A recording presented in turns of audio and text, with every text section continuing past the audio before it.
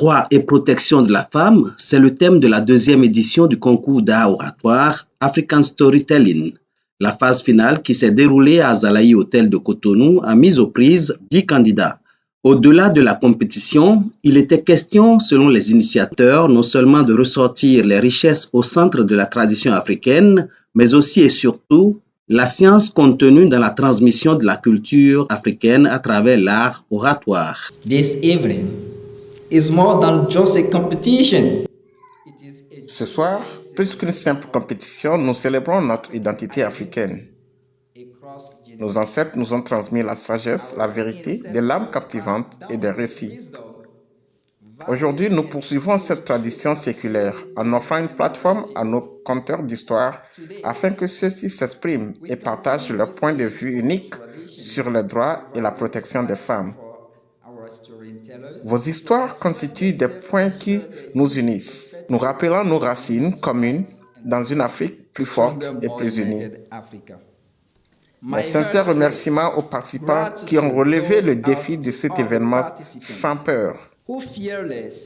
Votre courage, votre créativité et votre détermination sont vraiment admirables et inspirants. Je voudrais exprimer ma chaleureuse gratitude à nos estimés partenaires pour leur soutien indéfectible et leur engagement à accepter cette initiative visionnaire de l'Afrique. Their invaluable expertise has been instrumental in making the second edition an unforgettable success. La présente édition a reçu le soutien de plusieurs partenaires, dont Azalaï Hôtel, représenté par sa directrice adjointe, marraine de la deuxième édition.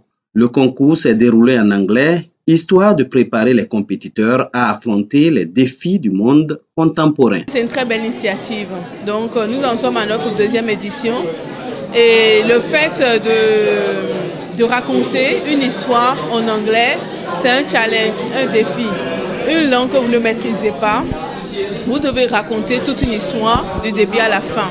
Donc un gros challenge pour les candidats, mais avec l'entraînement de ITEB Africa, ils s'en sont bien sortis et vraiment ça a été merveilleux. Je suis vraiment très fière de tous les candidats qui ont bien voulu prester à ce défi, à ce challenge et je pense que c'est un défi qui comptera dans leur parcours professionnel. Ils sont étudiants aujourd'hui, ils pourront le noter dans leur CV et ça fera la différence. Au terme de la compétition, le jury présidé par Marion Possé a porté son choix sur Auréole Avossetien. Elle est suivie de Claude Léon Bokossa et de Romonde Huefa Plombessino. Alors je suis vraiment très heureuse ce soir. C'était vraiment mon rêve de gagner à la deuxième participation puisque j'avais déjà participé l'année passée. Et donc être élue encore la Miss pendant cette deuxième édition, c'est vraiment très éblouissant. J'avais beaucoup aimé, surtout pour cette édition, comment les choses ont été faites.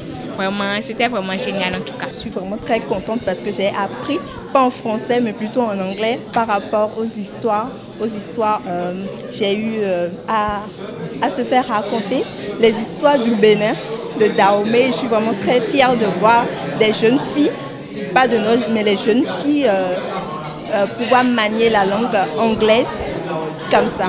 Et c'est un plaisir pour moi. J'invite tous les participants et aussi les futurs participants à cet événement de faire l'effort et de pouvoir participer. Ça sera vraiment un honneur pour moi de voir encore nos jeunes sœurs participer à cet événement. La cérémonie ponctuée d'animations culturelles a connu la participation de plusieurs invités, parents et amis des lauréats. La remise de prix aux meilleurs de cette deuxième édition et des trophées aux sponsors a mis fin à la cérémonie.